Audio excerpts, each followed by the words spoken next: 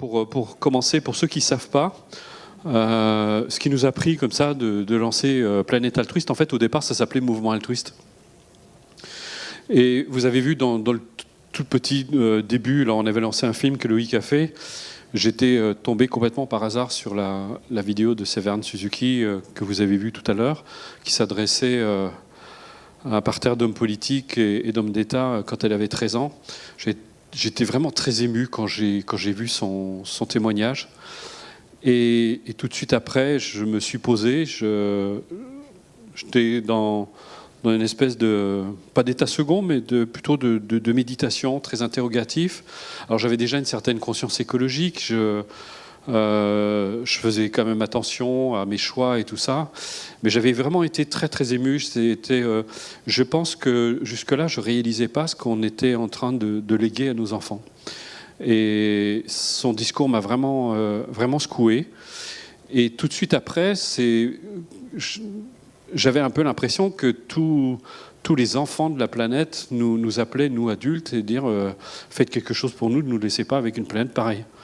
Parce qu'on y a, je pense que ça ne sert à rien de se voiler la face, on y a tous très largement participé dans notre inconscience, dans notre ignorance, qui est malheureusement parfois entretenue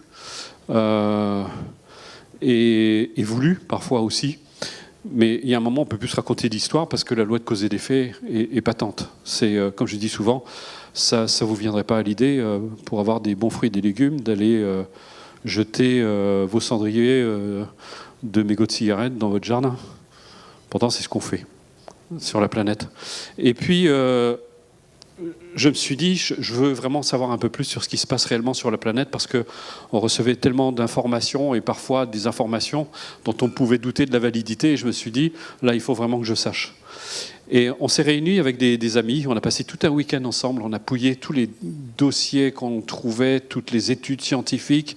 On a passé beaucoup de temps là-dessus, on a passé tout un week-end, on est ressorti complètement miné. Parce que là, on vous donne des informations, mais c'est ça par rapport à la réalité. La planète est vraiment dans un piteux état. C'est gravissime. Et il est temps de se réveiller. Moi, vraiment, ça m'a secoué parce que je pensais que les scientifiques faisaient du catastrophisme, et en fait, non, pas du tout. Au contraire, ils sont même en dessous. Et c'est comme ça qu'on s'est lié avec Pablo Servine, qu'on a rencontré. On a passé plusieurs jours dans la Drôme avec lui. Et on lui a montré nos chiffres. Il dit, je vais vous en montrer d'autres.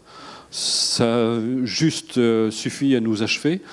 Et alors, il y a ce premier choc qui est pas facile, parce qu'on réalise vraiment à quel point on a l'impact de l'homme sur la planète est vraiment incroyable. Et je pense qu'on ne peut plus vivre dans cette inconscience. Je pense qu'il faut en sortir, même si c'est douloureux, même si c'est désagréable. Et je peux comprendre des réactions parfois violentes de certaines personnes parce que ça les confronte tellement par rapport à leur choix de vie aussi, où des fois on peut se rendre compte à quel point tout ce qu'on fait, ça peut remettre parfois en question toute une vie d'habitude, et moi je suis passé par là. Et Pablo nous l'a dit aussi, lui il est passé par une phase de deuil, c'était très douloureux pour lui. Mais je pense qu'on est obligé d'en passer par là, de cette prise de conscience qui est vraiment pas agréable, pas facile. Et puis après, il y a la phase de qu'est-ce qu'on fait ? Est-ce qu'on baisse les bras ? Est-ce qu'on se laisse miner par le désespoir ? Ou est-ce qu'on se dit que de la même manière qu'on a foutu le bordel, on peut essayer de faire quelque chose d'heureux, de constructif ? Et donc c'est là où justement j'ai eu cette idée folle en fait de dire, j'animais un stage et je leur ai parlé de mon envie de créer Planète Altruiste. Et au début, il y a une dizaine de personnes qui se sont levées, qui étaient assez folles pour me suivre, et puis on a lancé. Alors entre-temps, c'est un peu comme dans beaucoup d'associations, il y a eu du nettoyage. On n'est plus que 3 maintenant. Mais bon, c'est pas comme dans Highlander, il n'en restera plus qu'un à la fin. On espère que la famille va grandir et que d'autres personnes vont se greffer. Nous, ce qu'on a fait, d'abord, pour nous, ce qui était vraiment important, c'est qu'on ne voulait pas simplement se lancer des actions. Et je leur ai dit, d'ailleurs, je ne démarrerai pas Planète Altruiste tant que, d'abord, il n'y aura pas un bon lien entre nous, parce que je veux qu'on incarne ce qu'on transmet. Pour moi, ça ne suffisait pas. C'est bien de ne plus jeter les bouteilles en plastique, c'est bien, mais aussi, c'est bien de créer des choses heureuses entre nous, d'incarner ce qu'on transmet.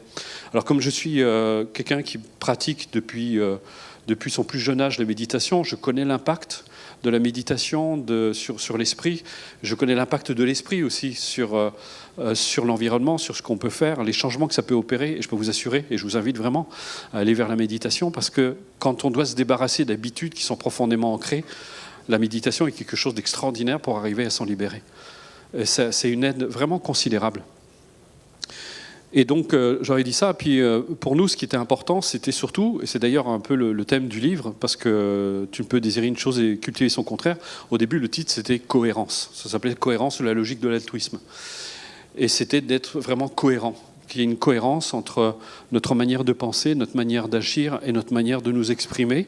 Et donc, on essaie vraiment de cultiver la bienveillance déjà entre nous, de se respecter mutuellement. D'ailleurs, quand l'un ou l'autre a tendance à plus trop se respecter, à forcer un peu, tu vas te reposer, puis après, parce que je ne crois pas que ce soit dans le stress qu'on arrive à faire des choses heureuses, et on essaie vraiment de se respecter mutuellement et de faire des choses aussi, et tous les stages qu'on anime, c'est vraiment de faire vivre aux gens ça, vraiment de le vivre en communauté pendant 3 jours, 4 jours, 5 jours, 10 jours, et qu'ils le ressentent, qu'ils le vivent, et en plus ils découvrent cette merveilleuse nourriture altruiste. Et puis surtout, ils découvrent à quel point la paix qu'ils peuvent générer en eux-mêmes peut avoir vraiment un impact sur toute leur vie. Et ça, je pense que c'est important, je l'ai dit au départ, je pense qu'effectivement, si on veut de la paix dans le monde, il faut qu'on ait des hommes de paix. C'est pas en se bagarrant, parce que quand on entre en guerre contre quelque chose, on le fait exister. Et c'est d'ailleurs Mère Teresa qui disait si vous voulez militer contre la guerre, ne comptez pas sur moi, mais par contre, si vous voulez militer pour la paix, alors je serai là. Donc, alors, on parlait tout à l'heure avec Sabine quand on parle de la colère. La colère, elle peut être bonne. Si par exemple quelqu'un exagère un comportement destructeur à votre égard et qu'à un moment vous tapez sur la table en disant ça suffit, je ne veux plus ce genre de choses. Ça, c'est ce qu'on appelle une sainte colère, parce qu'elle est mue par une motivation saine, une motivation altruiste, en fait, où vous vous respectez, où vous vous protégez, et de la même façon, où vous allez agir de manière énergique pour protéger quelqu'un, pour aider. Comme par exemple, ce que fait Lamia, c'est énergique, mais c'est altruiste. On protège des espèces et on se protège en même temps, parce qu'il faut comprendre ce que c'est que l'altruisme. L'altruisme, en fait, encore une fois, tout le monde est bénéficiaire. Celui qui pratique l'altruisme en est le premier bénéficiaire, mais il en fait bénéficier ceux envers qui il est tourné. Et si on arrive vraiment à développer cet état d'esprit, et c'est plus, on est en train de sortir aujourd'hui de cette utopie, parce qu'il y a des études scientifiques qui sont faites par Batson notamment aux États-Unis, qui a démontré d'abord qu'on est naturellement altruiste, contrairement à ce que beaucoup d'études ont essayé de nous faire croire, et puis surtout l'impact sur la vie de quelqu'un. Quelqu'un qui devient altruiste et quelqu'un qui devient beaucoup plus ouvert aux autres, qui partage beaucoup plus, qui communique beaucoup plus, qui échange beaucoup plus, qui est capable de créer justement beaucoup plus de bonheur autour de lui. Donc ça impacte tout le monde. Donc c'est pour ça que je pense que l'altruisme est une grande source, en fait, de bonheur et de bien-être. Et d'ailleurs, Mathieu Ricard le dit lui-même, il pense que justement que ce qui pourra réellement sauver l'humanité, c'est qu'il retrouve justement, qu'il réalise justement qu'à la base, il est altruiste, et que c'est en développant cet altruisme qui va, parce que quand on est altruiste, justement, on n'a plus envie de faire de mal aux autres, et certainement pas à la nature. Il y a une petite histoire zen qui est racontée. C'est un maître zen qui se balade avec un maître zen, on les appelle les roshis, qui se balade avec son disciple. Et puis, ils arrivent au bord d'une rivière, et puis le disciple voit qu'il y a des ordures au bord de la rivière. Il s'offusque et il se dit mais c'est épouvantable. Et puis il entre dans une rage. Et le maître zen, très tranquillement, parce qu'il lui dit, vous avez vu, c'est épouvantable. Il dit, oui, je vois ça. Mais le maître lève les yeux et regarde, et il lui montre la splendeur de la nature, etc. Alors il n'est pas en train de nier les ordures. Il est juste en train d'inviter son disciple à regarder la beauté de la nature et se mettre en contact avec la nature. Et l'histoire zen ne dit pas qu'il faut ignorer les ordures, c'est pas du tout ça. C'est que si on amenait les gens à aimer la nature, à vraiment l'aimer, à la regarder, à la voir, on n'aurait plus envie de lui faire de mal.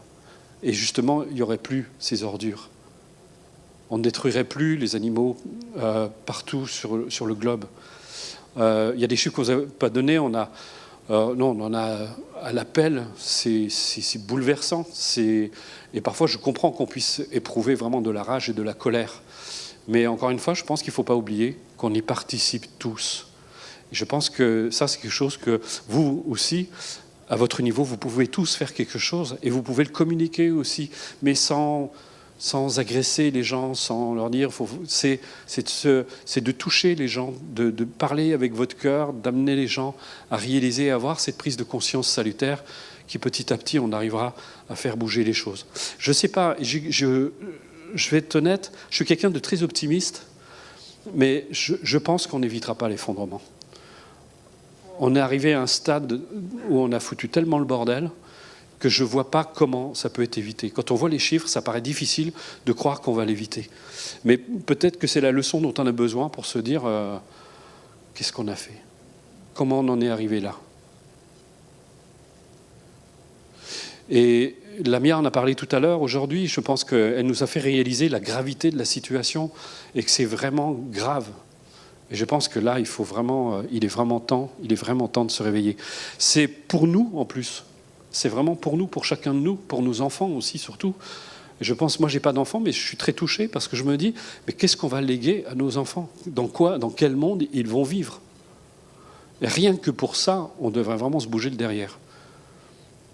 Pardonnez-moi d'être familier, mais j'ai beau être un méditant, mais parfois je rage, je me dis, mais bon sang, à quoi on joue ? À quoi on joue ? Donc, encore une fois, je vous remercie de votre écoute, de votre implication et d'être là.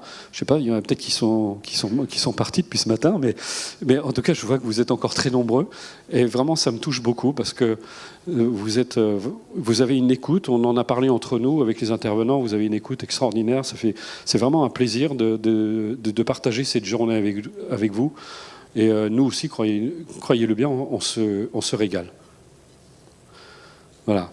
Merci.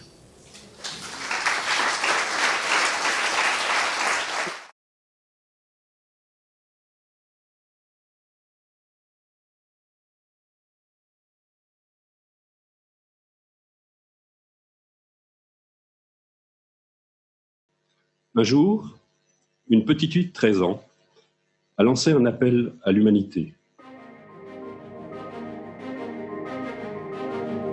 I'm only a child, yet I know we are all part of a family. 5 billion strong. In fact, 30 million species strong. And now we hear of animals and plants going extinct. Every day, vanishing forever. Elle avait assez de lucidité pour voir que nous sommes en train de détruire notre propre habitat, notre planète. Nous avons tous participé à ce qui est en train de se produire et nous pouvons aujourd'hui participer à ce qui se produira demain. Je n'avais pas envie que cette journée soit juste une série de conférences. Je voulais aussi que ça soit une expérience à vivre. Et vous allez vivre des expériences tout au long de la journée. Vous allez vivre l'altruisme.